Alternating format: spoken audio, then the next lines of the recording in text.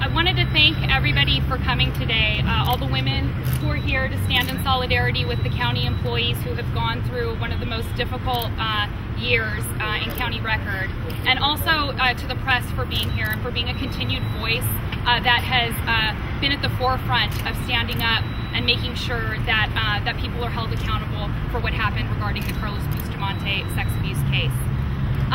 But we're here today, and it's been more than a month since Mr. Bustamante was arrested, and still nobody at the county has been held accountable publicly for any failures to act in the best interest to protect the women who work at the county, the victims who came forward. Here, let's see. The victims who came forward and who bravely told their stories, not only to the district attorney, but to an internal investigation, to an internal county system. And so today, we have the victims who remain at the county, along with other women who may or may not be victims of sexual abuse or other types of discrimination. And they're at the county and they suffer silently. They go to work every day, and they have no assurances that the culture that allowed these abuses to continue for so long has been changed. We have not heard any news from the DA about their probe into whether there were any criminal allegations surrounding how the county handled this. And yet the victims watch as high-level executives leave the county, some of whom receive payouts that are worth more than they could ever hope to save. And nobody says why. They read in the newspapers about allegations that the DA may have a potential conflict of interest in investigating what happened in the county. Whether those allegations merit anything or not, that shakes the faith of their confidence in whether an investigation, a fair investigation into what happened at the county that allowed them to be victimized for so long, to make sure that those people were held accountable. They have waited, they go to work every day, and nothing has changed. There is no reason for any victim of sexual abuse to believe any more today than they did yesterday that if they report a crime, they will be protected. And they deserve to know that an independent investigation into the county's failure to act on the best interest of the women of this county is occurring. They deserve to know that the culture that allowed these abuses to go on for so long will be changed. They deserve to feel safe coming to work, and women across the county deserve to feel safe that when they report instances of sexual abuse in the workplace, that those reports will be taken seriously and that the county will act swiftly and expediently to protect their best interests. And that's why we are calling on the State Attorney General today to come in and do an independent investigation, an investigation that the women of this county can have faith in, into what happened, why Mr. Bustamante was allowed to prey on these women for so long, why they went through investigations, never to hear back from the county about what the result was, and whether there was anything criminal that occurred as part of those investigations. And if there are other victims, I'm Jennifer Muir with the Orange County Employees Association, and we are asking anybody who needs assistance to come forward and contact OCEA. We are happy to help you. We're here for you. You're not alone. So next we have Dr. Kimberly Salter. She is the former president of the California National Organization for Women. Thank you.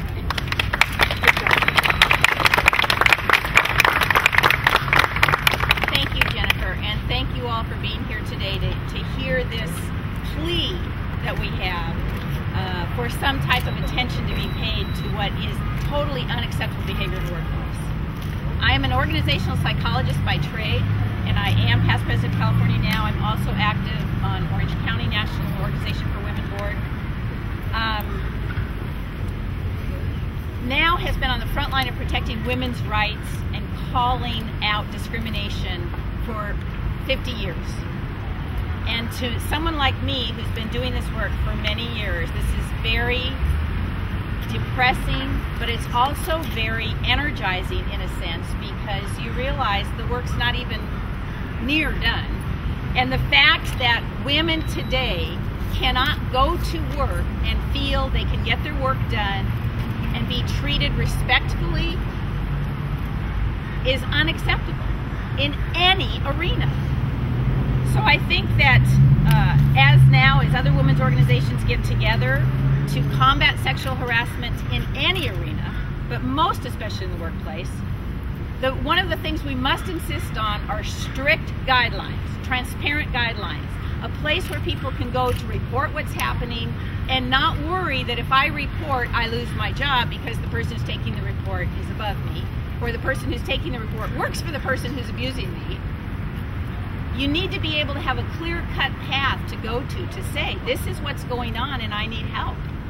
And no, I can go to work tomorrow and I'll have a job and someone will be investigating what I have reported. The first anonymous letter was put out in March 2011. It took 16 months for any legal action to be taken. And we still haven't heard the whole story. We still don't know what's going on. I don't think we've heard all the charges. I know we haven't heard from all the victims. But why would they step forward? Look what's happened. Nothing. If you barely make enough money to support your family as it is, why would you risk that? You're not going to. So I think what we have to look at is what hasn't been reported, what hasn't been uncovered yet, what's still going on that people are afraid to come forward with. We need a thorough investigation. We need an investigation by an outside entity who has nothing to do with Orange County. Someone who can investigate from the top down and find out what's going on. That's why, in association with the Employees Association, California National Organization for Women has also requested that the California Attorney General get involved in this investigation. We will not tolerate sexual harassment. Why have we not seen that in the papers from the county powers? Why hasn't there been a statement saying this is not okay in our workplace? We protect our employees. That hasn't been said at any level.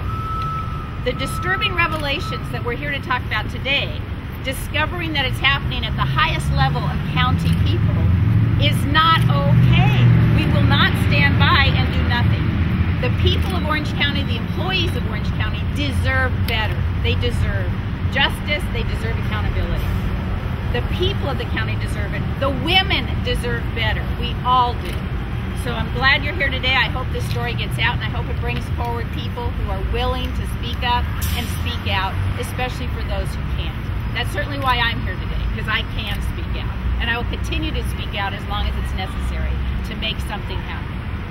And now, a friend and colleague, Mayor Sharon Quirk from Fullerton.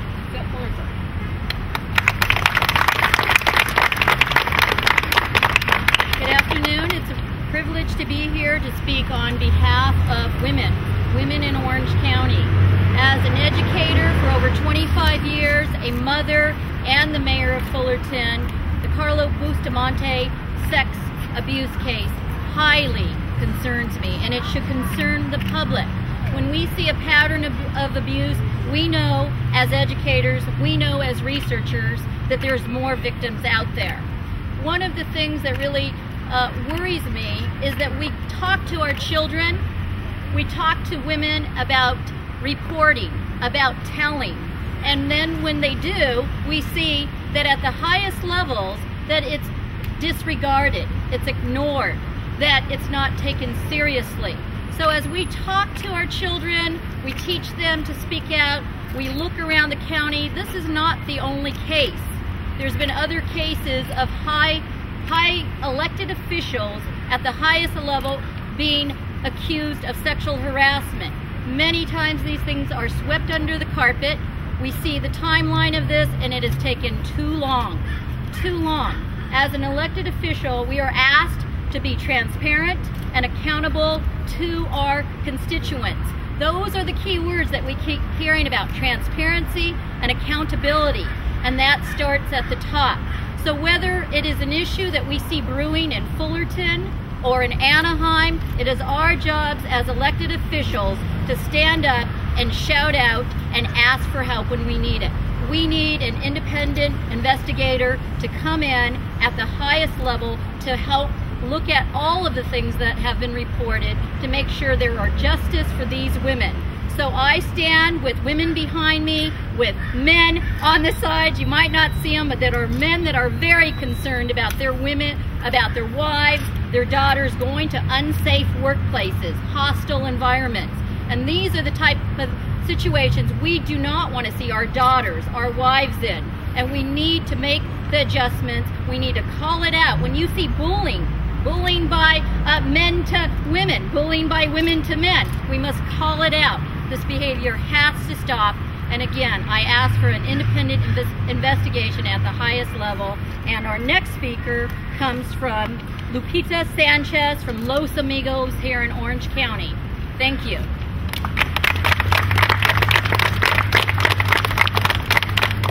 Hi everyone, I'm just representing all women and also Los Amigos from Orange County. And I know how that feels when you've been abused in that way. Even though sometimes we're afraid to talk, we're afraid to say things because sometimes in my own personal situation, you're afraid that people are not going to believe you. And I think this should be stopped. It should be stopped, and it shouldn't be happening anywhere to any woman, either women or men, doesn't matter. This should be stopped, and we should be speak out. Please, if there's any woman out there that is going through this situation, don't be afraid. There's a lot of great organizations out there that are willing to help you, and this should be stopped. And I just want to say I'm very glad and honored to be here and representing all these women behind me and all those who cannot speak or they're afraid to speak. Thank you, and hopefully everything should be investigated at a higher level. Thank you.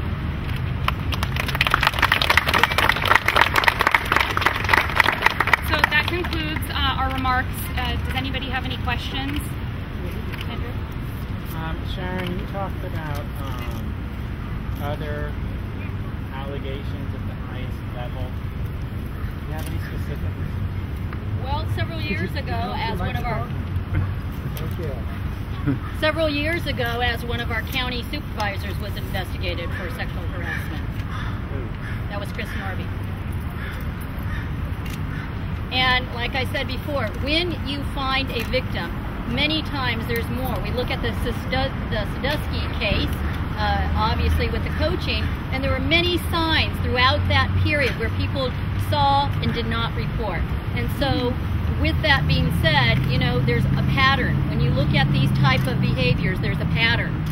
And I'll tell you that we have been hearing from women in the county who are victimized, who may not be Jane Doe's in the district attorney's case, but who were victims of sexual abuse by Carlos Bustamante, and we've heard about other people. And we've also heard about how the county was more interested in protecting their own interests than protecting the interests of the woman who was reporting the sexual abuse.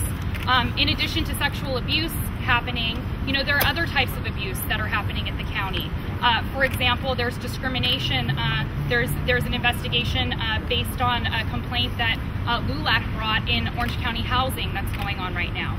And then we have, on top of that, the investigations, the internal investigations into all of the pay raises given to county executives outside of county policy, 33%, 60%. And that was allowed to happen in this climate where nobody was held accountable. And it's time for there to be some accountability in county government. It's time for the women and the men and anybody who experiences discrimination in the workplace to feel safe coming to the county, reporting those crimes, and feeling safe knowing that a thorough and independent investigation will occur. And I'll tell you this, the women who were involved in the Bustamante case, when they were asked about it as part of the internal investigation at the county level, they came in, some of them told their stories, and they never heard anything back from the county. They shared their stories and that was it. And that's not acceptable. Question for is Bill Summers? Yes. From the California Now. I had a question for you. You made a couple comments about that nothing was ever said, that this is unacceptable and that nothing's been done. But I think some people will feel that's at odds with the fact that Carlos Bustamante has been charged in this case. And isn't there nothing you can say louder than the fact that you're charging someone criminally in a case like this? Isn't that speaking very loudly that this is unacceptable? It speaks. It doesn't speak quite as loud as the 3-month severance pay he was received and the fact that he was allowed to resign and not fired, which I have a big problem with. so. But as an ad hoc, so there has been something done. There's going to be a lot of people that will take issue with what you guys are saying. They're saying nothing's been done. You've had his manager or his immediate supervisor fired. Now the CEO is gone. He was let go, and as you said, he got the 3-month severance. There's going to say there's been a lot of change since this happened. No, there hasn't been a lot of change. There have been a few things done. The county has still not come out and made a public statement saying this is not acceptable behavior for Orange County employees. That has yet to be heard. But like I said, there's no statement louder than charging them criminally.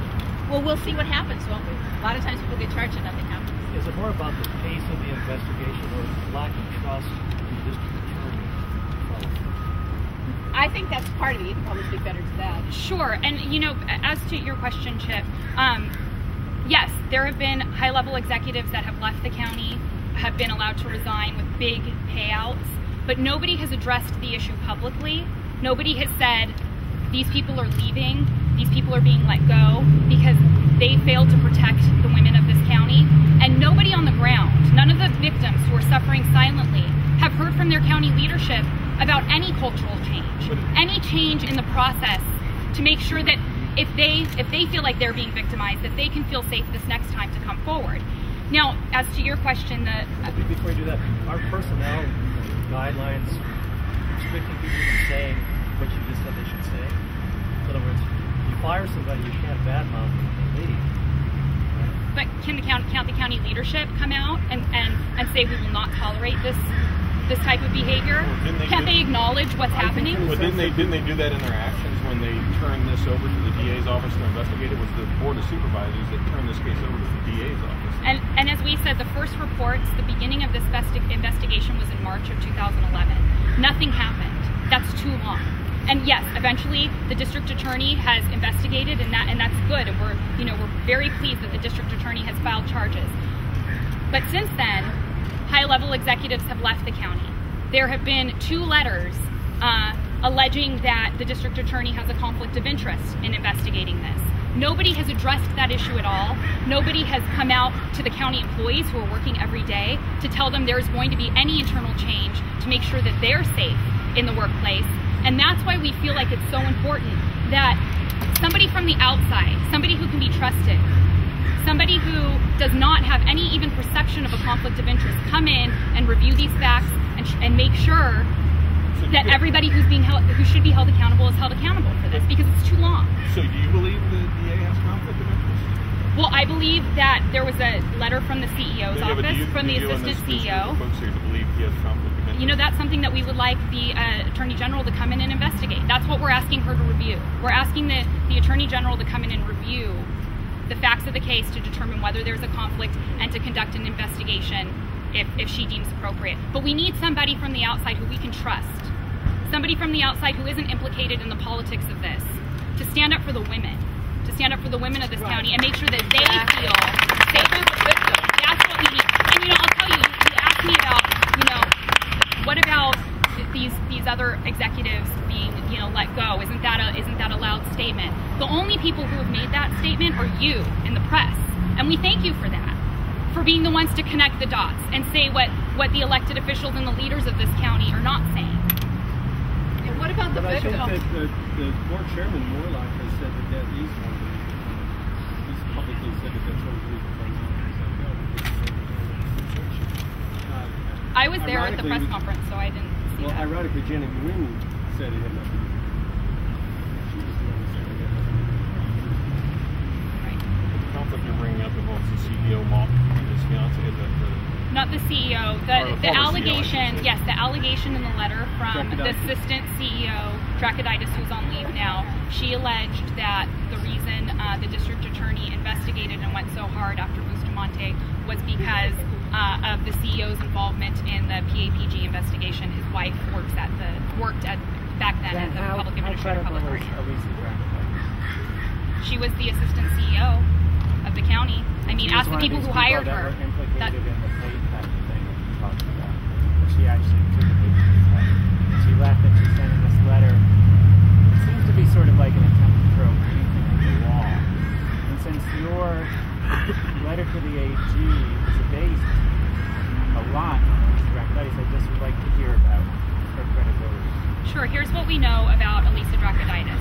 That the county leadership thought enough of her to hire her as the assistant CEO. That they have charged her with numerous high-level projects within the county. And that there are still women who work at the county who continue, again, to have no assurances that if they report an allegation of sexual abuse or any other type of abuse or discrimination in the workplace, that anything has changed. And I think that we owe it to those women to have an independent investigation looking into all information that comes forward. Do you want Tony Ratakis to step aside? Do you want the Orange County DA's office to step aside and let someone else take over this investigation? We're asking the Attorney General to come in and review the case and to determine whether there's a conflict and to investigate if she believes that there is one. We are asking for her to help instill confidence in this process. So, but if she finds a conflict, then yes, of course, if she finds a conflict, we absolutely want her to come in. Absolutely. That would affect the criminal case then? The criminal case is the criminal case. Well, if there's a conflict of interest on that side, don't you think the defense will make wouldn't that be? His attorney will make hay out of it. Look, here's what we're concerned about. We're concerned about the victims who go to work every day, who go to work every day, and who still continue to have no assurances that they're being protected. And that's our interest here. And those are good questions for the district attorney. But I mean, if inadvertently an investigation of Mr. McCauley's investigation derails,